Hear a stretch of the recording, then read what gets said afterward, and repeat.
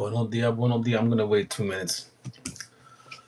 Wake up, wake up. You already know. Love your soul, not your role. I'm the cosmic in there. Hope you had a wonderful 2 days, whatever you did. I changed the view to this because I think this is a little bit more comfortable.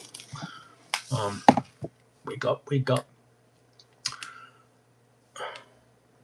All right, let's get into it. It is Manifestation Monday. I still have it down as Majestic Monday. I'll change that soon, but buenos dias. How was your fin de semana, your end of week? Um, so last we left off was Samuel 15, the Lord rejects Saul as a king. We're going to read that now. But there was some things that we were looking up, like Gnosticism. Is basically what they're calling Christianity before Christianity was Gnosticism. Gnosis is Gnosticis, is Gnosticism. If you learn about that, there's a story that they tell with regards to Sophia,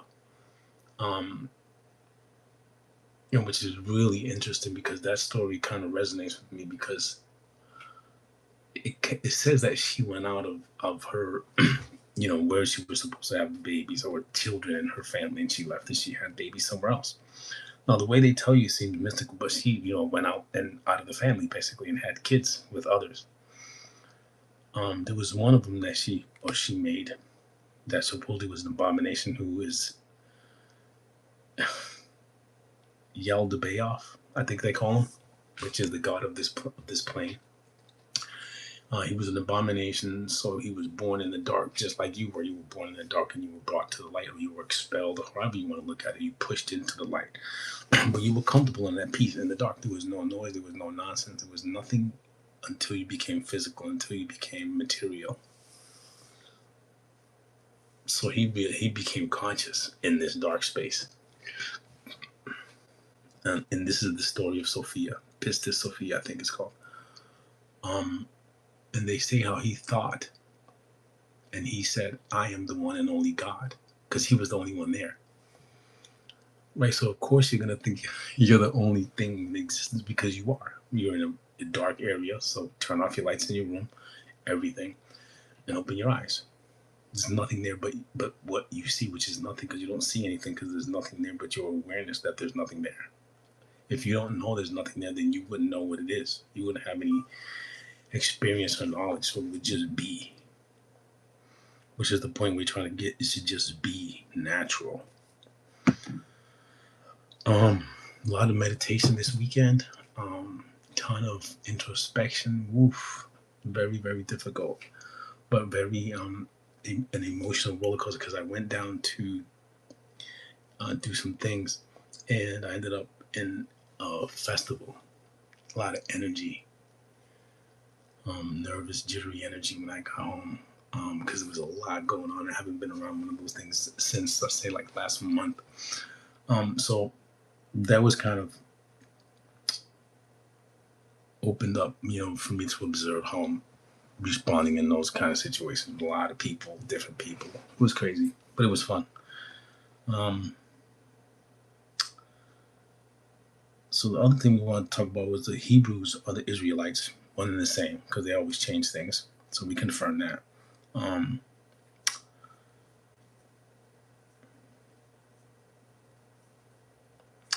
So the Gnosticism compared to the canonical Gospels, right? Not that it really matters, because it's, you're part of it anyway. You just got to figure it out, read it, and figure it out for yourself and work on it. To know what's going on and why it's going on,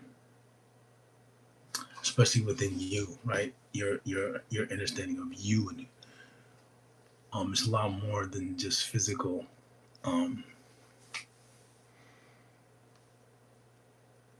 Just to understand, read it, done it, it's there. So let's keep it moving. Just the more and more I read this book, the more and more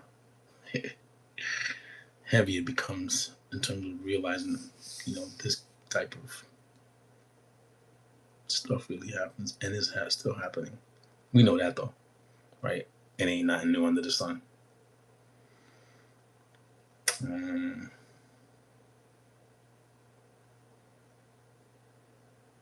Okay, so I still have Majestic Monday. I'm going to change that now to manifestation. So there it is. But then it's going to say things about Majestic Monday. So I step into this week with grace, clarity, and unshakable confidence. We read this last week. Remember, repetition is a source of discipline and a source of reconditioning. You have to, it doesn't happen in one night. So you have to condition yourself on a daily basis every day. There's going to be days when you don't want to do it. Those are the best days to do it. The days when you don't. Those days when you're sick. The days when you just, when you lose interest in any way. In any way, physically, mentally, especially mentally and emotionally, you become detached from, you, and then you start to go on the computer, turn on the computer, all kind of distractions to get away from self-healing, which is the best tool for better reconditioning.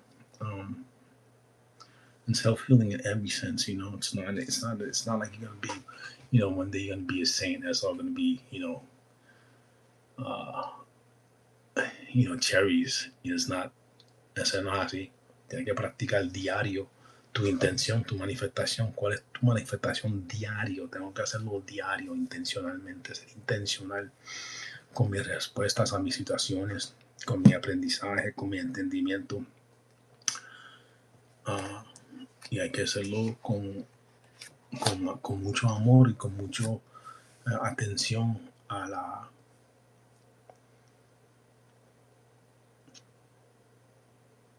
la manera en cómo uno se trata, la manera en cómo uno se siente, la manera en cómo uno se mira. No todo el mundo te va a mirar igual, obvio. Tú tampoco. Okay. Take a moment to roll your shoulders back and lift your chin. So roll your shoulders back and lift your chin. And again, before you do all this, you got to give the day to the Almighty. May guide you through your day, protect you. You gain wisdom and knowledge as within, so without, as above, so below, every day. So do that. I'm in my desk. There we go.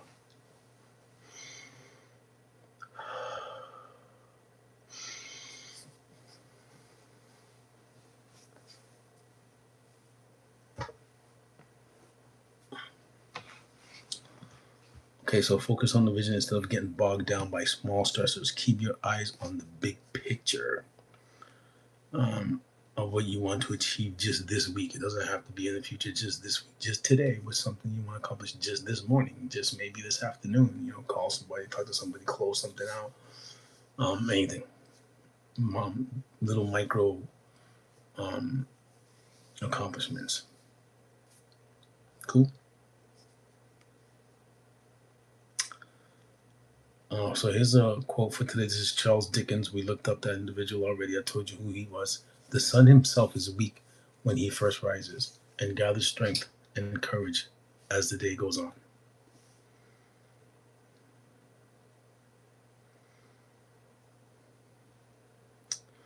Yeah, this might wake me up.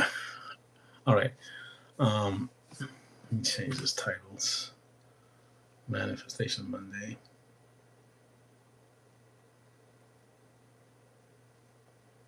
Manifestation Monday poem. The sun ascends a velvet throne to claim a sky of sapphire blue. The morning seeds of hope are sown in colors bright and honors new. No longer tethered to the rest, the spirit climbs the mountain peak to put its quiet strength to test and find the greatness that we seek. The greatness that we seek. With steady heart and winded gaze, the common path becomes a right. A sovereign soul in golden haze, turning the shadows into light. So walk with grace and breathe in deep. The crown you wear is yours to keep. Yeah. So the weekend was heavy, a lot of energy. Like I said, I carried a lot of energy in and out. But it was good. Did some reading, figured out who this guy was that we were looking into, or his name came up somewhere.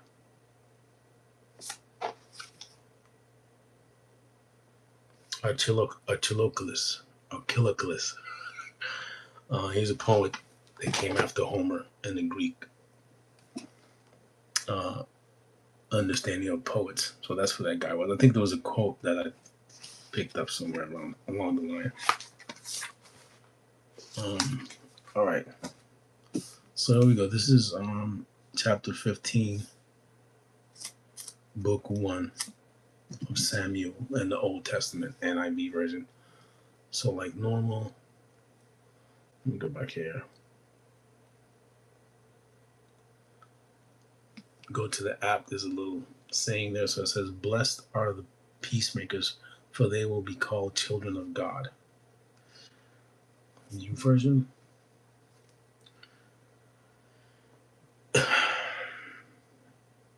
Okay, down here, so the Bible app. Open it up. That's where we left off. So he's going to read it, and any comments or anything we can say. Whatever.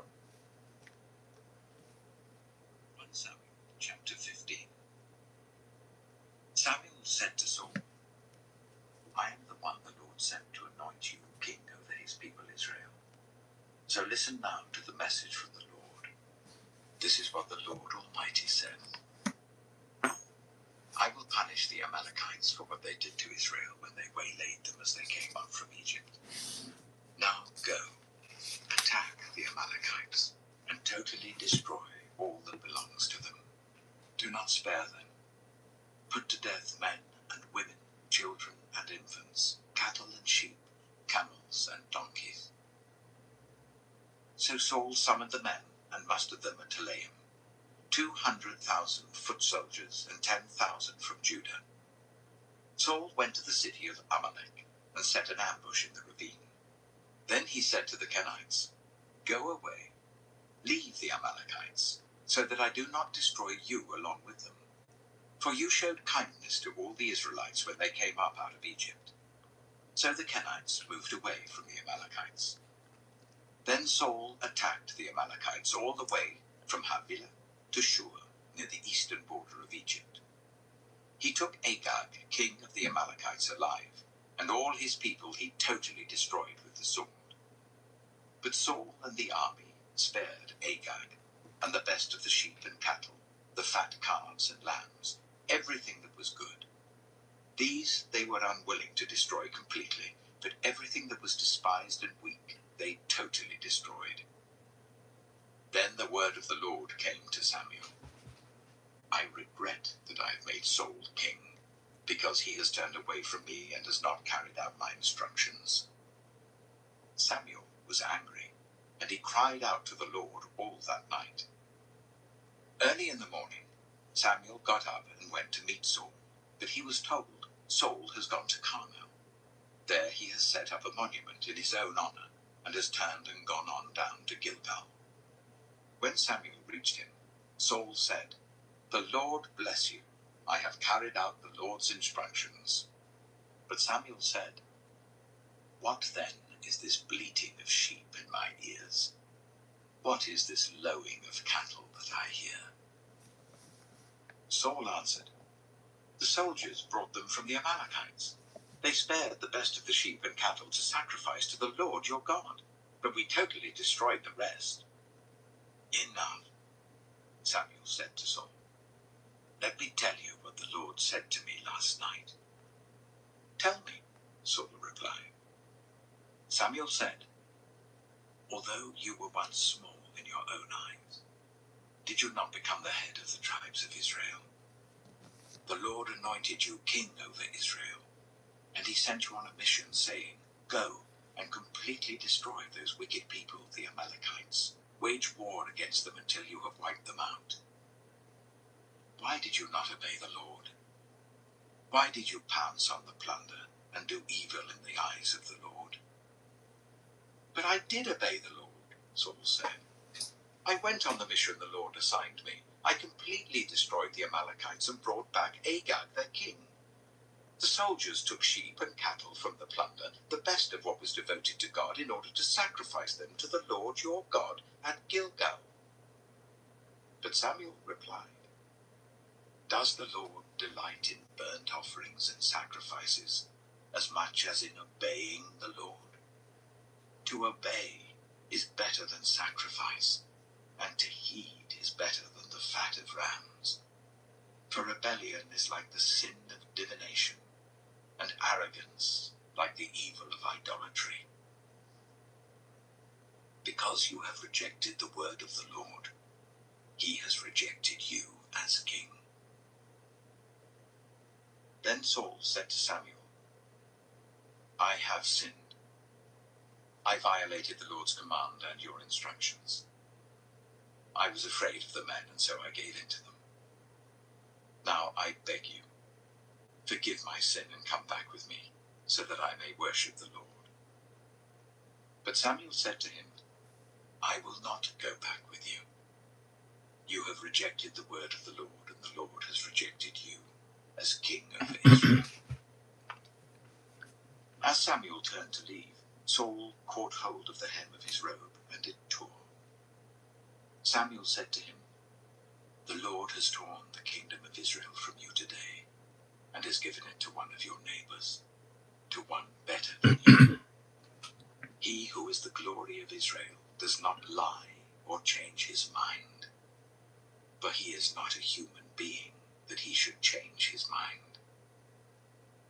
Saul replied, I have sinned, but please honor me before the elders of my people and before Israel.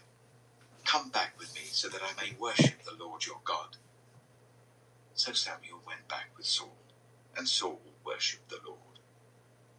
Then Samuel said, Bring me Agag, king of the Amalekites. Agag came to him in chains, and he thought, Surely the bitterness of death is past. But Samuel said, As your sword has made women childless, so will your mother be childless among women. And Samuel put Agag to death before the Lord at Gilgal. Then Samuel left for Ramah, but Saul went up to his home in Gibeah of Saul. Until the day Samuel died, he did not go to see Saul again, though Samuel mourned for him. And the Lord regretted that he had made Saul king over Israel. 1 Samuel chapter 16. The Lord said to Samuel, How long will you mourn for Saul, since I have rejected him as king over Israel?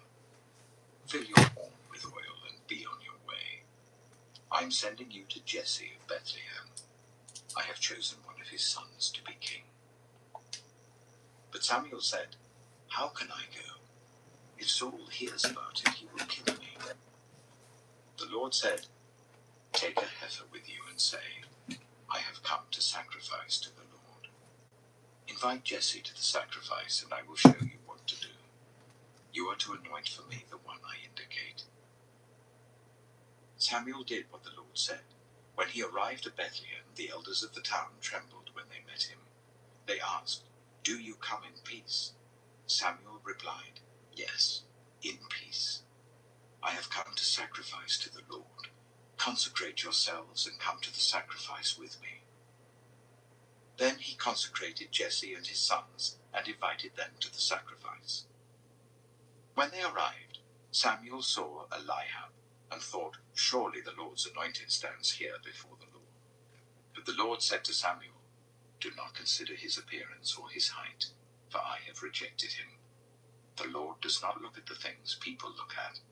People look at the outward appearance, but the Lord looks at the heart. Then Jesse called Abinadab and made him pass in front of Samuel. But Samuel said, The Lord has not chosen this one either. Jesse then made Shammah pass by, but Samuel said, Nor has the Lord chosen this one. Jesse made 7 of his sons pass before Samuel, but Samuel said to him, The Lord has not chosen these. So he asked Jesse, Are these all the sons you have? There is still the youngest, Jesse answered. He's tending the sheep. Samuel said, "Send for him. We will not sit down until he arrives." So he sent for him and had him brought in. He was glowing with health and had a fine appearance and handsome features. Then the Lord said, "Rise and anoint him. This is the one." So Samuel took the horn of oil and anointed him in the presence of his brothers. And from that day on, the Spirit of the Lord came powerfully upon David. Samuel then went to Ramah. Now the Spirit of the Lord had departed from Saul, and an evil spirit from the Lord tormented him. Saul's attendants said to him, "See, an evil spirit from God is tormenting you. Let our Lord command his servants here to search for..." That's confusing. An evil spirit from God.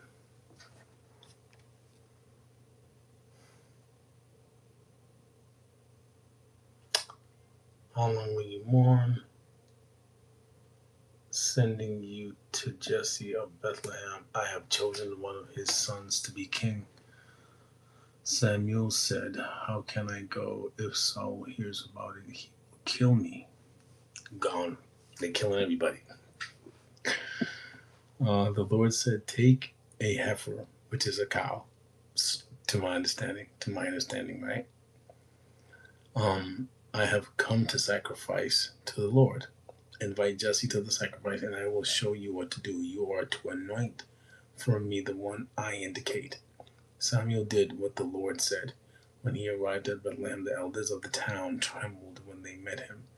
They asked, "Do you come in peace?" Samuel replied, "Yes, in peace. I have come to sacrifice to the Lord. To consecrate yourselves and come to the sacrifice with me." Then he consecrated Jesse and his sons and invited them to the sacrifice. When they arrived, Samuel saw Eliab. Surely those anointed stands. It says, "But the Lord said to Samuel, do not consider his appearance or his height, for I have rejected him." The Lord does not look at things people look at. People look at the outward appearance, but the Lord looks at the heart. Then Jesse called Abinadab and had him pass in front of Samuel, but Samuel said, "The Lord has not chosen this one either." Jesse then had Shammah pass by, but Samuel said, "Nor has the Lord chosen this one." Jesse had 7 of his sons pass before Samuel, but Samuel said to him, "The Lord has not chosen these." So he asked Jesse, "Are these all the sons you have?" "There is still the youngest," Jesse answered. "He is tending the sheep." Anyway, let's play that back. Someone who can play the lyre.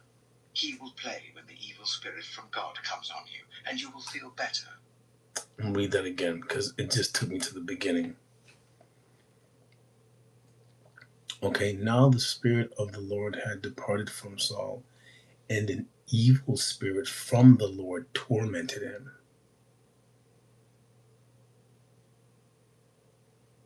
That's just strange. But there's a footnote.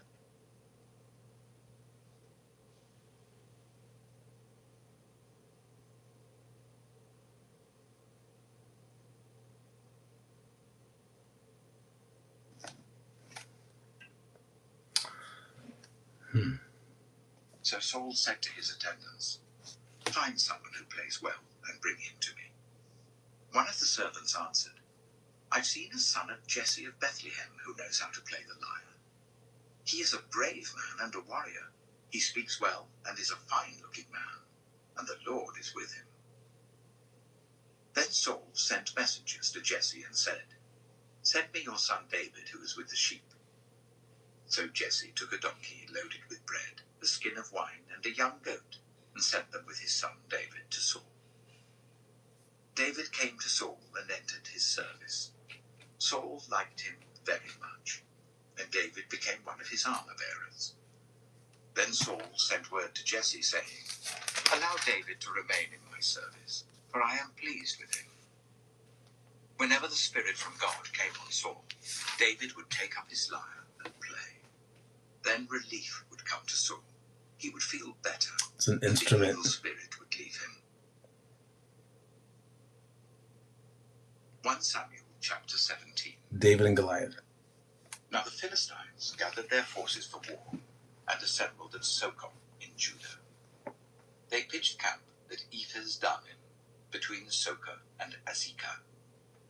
Saul and the Israelites assembled and camped in the valley of Elah, and drew up their battle line to meet the Philistines. The Philistines occupied one hill, and the Israelites another, with the valley between them.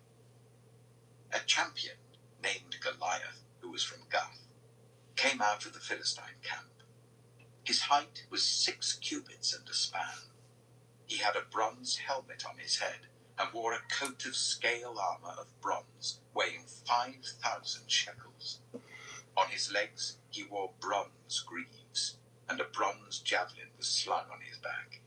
His spear shaft was like a weaver's rod, and its iron point weighed 600 shekels. His shield bearer went ahead of him. Goliath stood and shouted to the ranks of Israel, "Why do you come?" There's a new movie out. The anime, right? David and Goliath, I think. Have you seen it? I haven't seen it.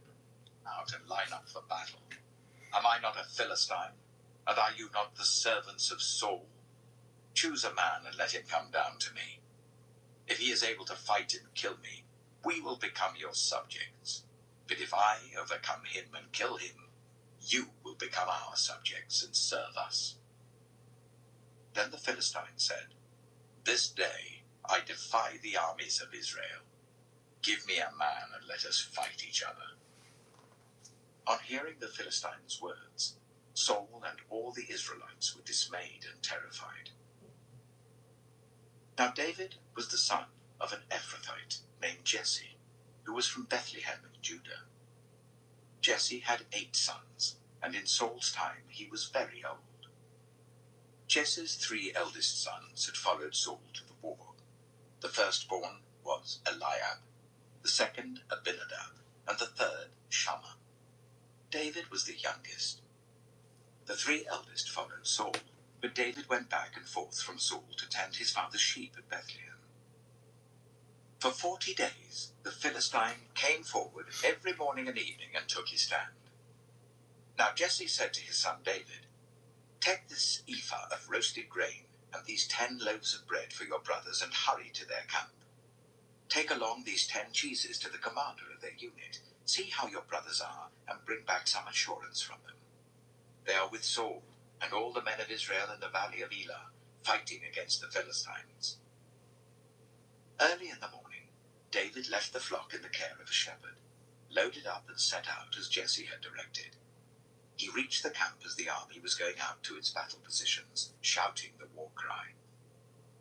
Israel and the Philistines were drawing up their lines facing each other. David left his things with the keeper of supplies, ran to the battle lines, and asked his brothers how they were. As he was talking with them, Goliath, the Philistine champion from Gath, stepped out from his lines and shouted his usual defiance, and David heard it. Whenever the Israelites saw the man, they all fled from him in great fear. Now the Israelites had been saying, "Do you see how this man keeps coming out? He comes out to defy Israel. The king will give great wealth to the man who kills him. He will also give him his daughter in marriage, and will exempt his family from taxes in Israel." David asked the men standing near him, "What will be done for the man who kills this Philistine and removes this disgrace from Israel? Who is this uncircumcised Philistine that he should defy the armies of the living God?" They repeated to him what they had been saying, and told him, "This is what will be done for the man who kills him." When Eliab, David's eldest brother, heard him speaking with the men, he burned with anger at him and asked, "Why have you come down here? And with whom did you leave those few sheep in the wilderness? I know how conceited you are and how wicked your heart is. You came down only to watch the battle." "Now what have I done?" said David. "Can't I even speak?" He then turned away to someone else and brought up the same matter, and the men answered him as before. What David said was overheard and reported to Saul, and Saul sent for him. David said to Saul, "Let no one lose heart on account of this Philistine. Your servant will go and fight him." Saul replied, "You are not able to go out against this Philistine and fight him. You're only a young man, and he has been a warrior from his youth." But David said to Saul, "Your servant has been keeping his father's sheep. When a lion or a bear came and carried off a sheep from the flock, I went after it, struck it, and rescued the sheep from its mouth. When it turned on me, I seized it by its hair, struck it, and killed it. Your servant has killed both the lion and the bear. This uncircumcised Philistine will be like one of them, because he has defied the armies of the living God. The Lord who rescued me from the paw of the lion and the paw of the bear will rescue me from the hand of this Philistine." Saul said to David, "Go, and the Lord be with you." Then Saul dressed David in his own tunic. He put a coat of armor on him and a bronze helmet on his head. David fastened on his sword over the tunic and tried walking around because he was not used to them. "I cannot go in these," he said to Saul, "because I'm not used to them." So he took them off. Then he took his staff in his hand, chose 5 smooth stones from the stream, put them in the pouch of his shepherd's bag, and with his sling in his hand, approached the Philistine. Meanwhile, the Philistine, with his shield-bearer in front of him, kept coming closer to David. He looked David over and saw that he was little more than a boy, glowing with health and handsome, and he despised him. He said to David, "Am I a dog that you come at me with sticks?" And the Philistine cursed David by his gods. "Come here," he said, "and I'll give your flesh to the birds and the wild animals." David said to the Philistine, "You come against me with sword and spear and javelin, but I come against you in the name of the Lord Almighty, the God of the armies of Israel, whom you have defied. This day the Lord will deliver you into my hands, and I'll strike you down and cut off your head.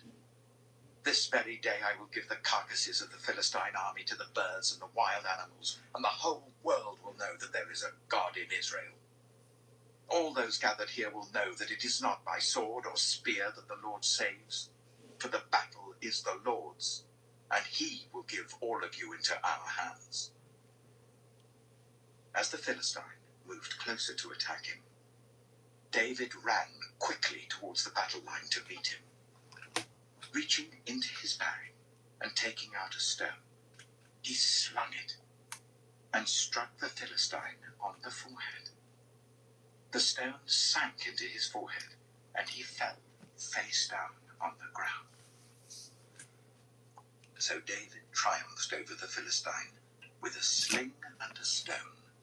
Without a sword in his hand, he struck down the Philistine and killed him.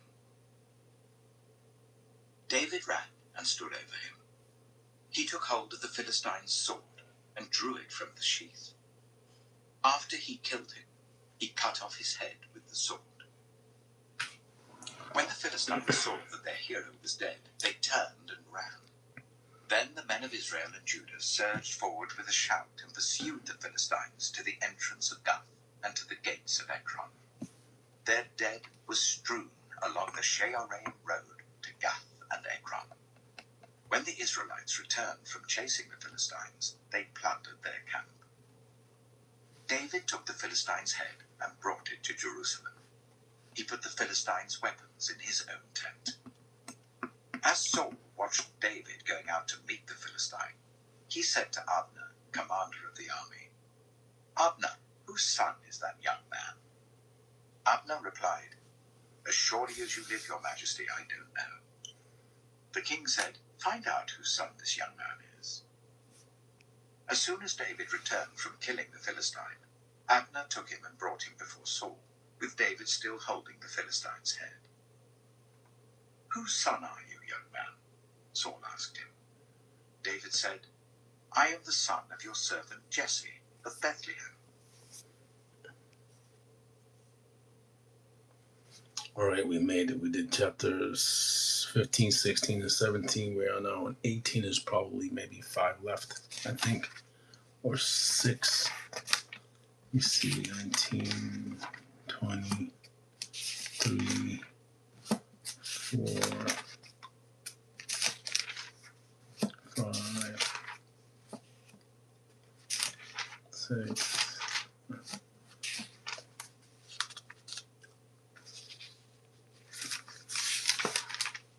I think maybe like 8. So we're on 18.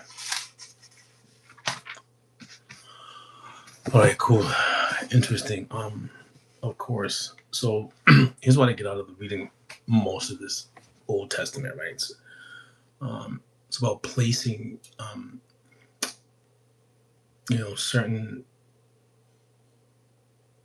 certain pieces on the board, right? They're doing these things. They're going from country to country, doing certain, just setting stuff up, I suppose, for the future of these folks, right? Mainly just killing everything. I was thinking about what's going on, with these perpetual wars that they're never going to stop. I was thinking, a lot of people here in America, everybody, I'm a Muslim, I'm a Christian, I'm this, I'm that, right? Freely. You're doing that freely because they're letting you exercise your religion. Here's what's the serious part of that. A lot of us don't really, really, really know the depths of which a religious person is willing to go to have you either follow them or indoctrinate you to make sure that they're in control of you. So I was just thinking this. You read in the Old Testament and you're seeing how easy it is to command someone to cut someone's head off, to get rid of somebody, to kill women and children. How easy it is to command that to happen, and how easy it is for them to do it. In the name of something that they really don't know anything about themselves, but they're the ones that are in, say that they're the ones that are in power, and they come into you and they're asking you, and they ask you, who do you believe in? Just listen how serious this is. This is not a joke. Because, a lot of people, we got religious freedom. Like I said, or I didn't say, but if you know anything about the Spanish Inquisition, so don't think that, what's going on over there and these people do this stuff to themselves every day, chopping people's heads off because you don't believe in their God. Don't think that that's not serious. Don't think that they may never come when somebody, and they're going to ask you, what do you believe in and why do you believe in it? Right? Not that it matters, but I know that people convert from religions all the time because of threats. So what is religion? Is fear. If we're the most powerful sect, and if you ain't down with it, then you gotta go. It's like a gang, same thing. So take that into consideration. A lot of people walking around saying that they're Christian or they're Muslim or they're this and they're that. Listen, my friends, don't wait. If you really, really, really believe that, and somebody comes, to authoritatively say either you're this or you're that or you're none, then your faith falls short, because you're at that point you're gonna be like, either you take this indoctrination or you come with us or you're dead or you're done. What you gonna do then? You're gonna believe in your God at that point? You're gonna change positions? A lot of people change positions. A lot of people become what they were fighting for, what they were fighting against, to not die. So take that seriously. It's not something that you can take, lightly. You're not a Christian because your parents were Christian and they're in Christianity. You need to study these things. You need to know these things, because the moment comes when they're going to ask you, hey, who you running with? And that's what that's about. And if you don't know,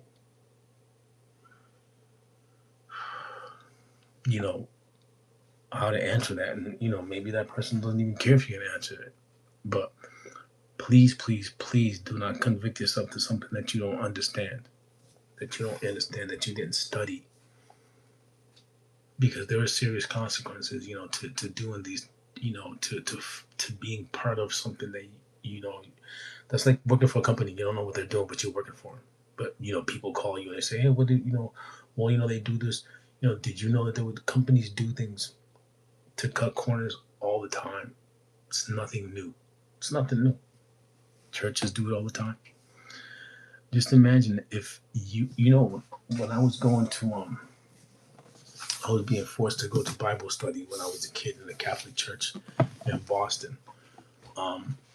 Never liked it, never, even the school stuff, man. To me, everything was kind of funny. Everything was not funny, but just didn't make sense. Like, that doesn't make sense. Like, you're making me do this, you're making me do that, but yet and still you can't give me an answer when I ask you a question about what you're teaching me.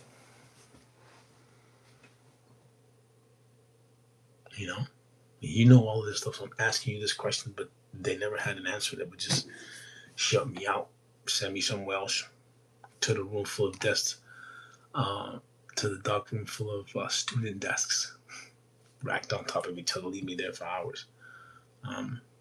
Because I asked why. Because I wanted to know a little bit more. Because I questioned. Because a system is a system. Like, you can read whatever book and be part of whatever system. There's always going to be another system that goes against it, that has something even more. So any system of learning that you go to is just a system of learning. It has nothing to do with, the final outcome of, your consciousness once you learn about it. You use it the way you want to use it. It's there for you to learn, right? But a lot of you people use this information for evil. Because, imagine having, I sat through this reading. I went to churches that read this old stuff.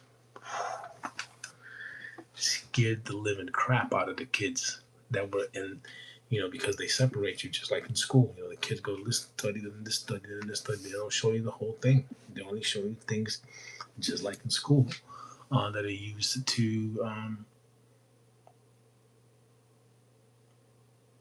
manipulate the way you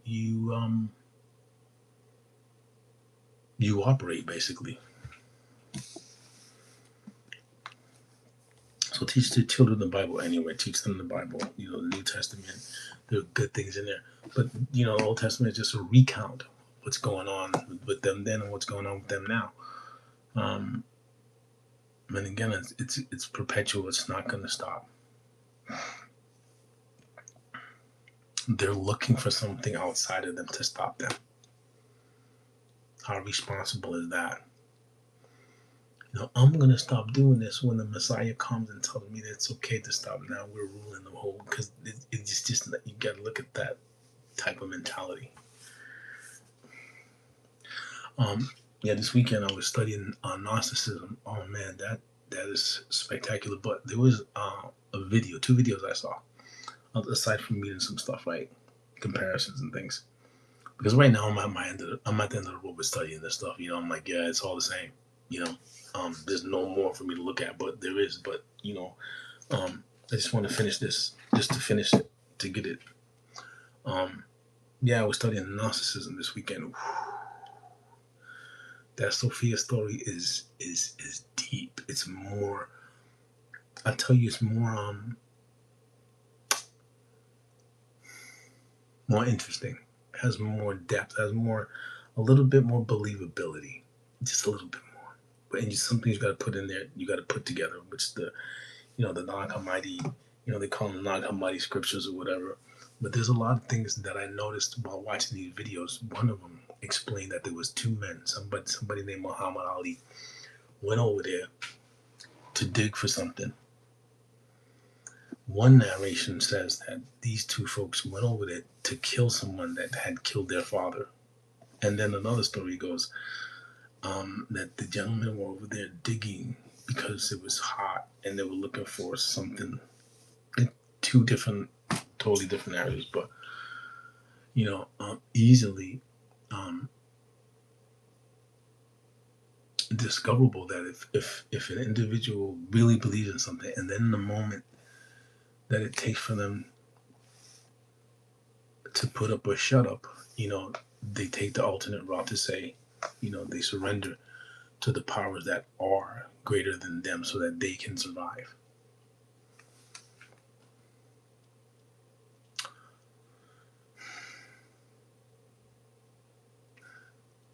Happy Manifestation Monday. I hope you enjoy the rest of your day.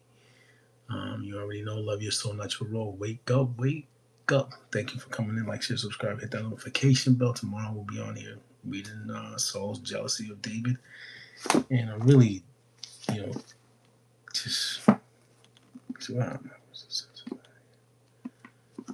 wait to be done. Honestly, we're almost there though. I think maybe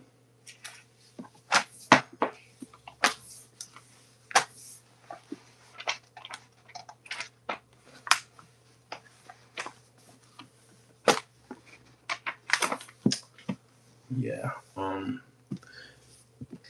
Love your soul, not your role. You already know. Wake up, wake up. Manifest something micro, something small today.